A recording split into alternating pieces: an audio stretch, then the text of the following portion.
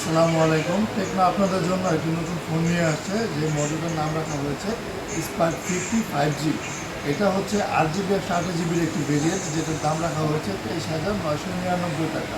এই ফোনটিতে প্রসেসর হিসেবে ব্যবহার করা হয়েছে মিডিয়াটেকের ডায়মেনসিটি 6400, এবং কি এটাতে ব্যাটারি হিসেবে ব্যবহার করা হয়েছে 6500 mAh একটি লং লাস্টিং ব্যাটারি, এবং চার্জের জন্য এখানে দেওয়া হয়েছে 45 ওয়াটের একটি ফাস্ট চার্জিং, যেটা কিনা আপনার ইমার্জেন্সি চার্জ বলে থাকি আমরা।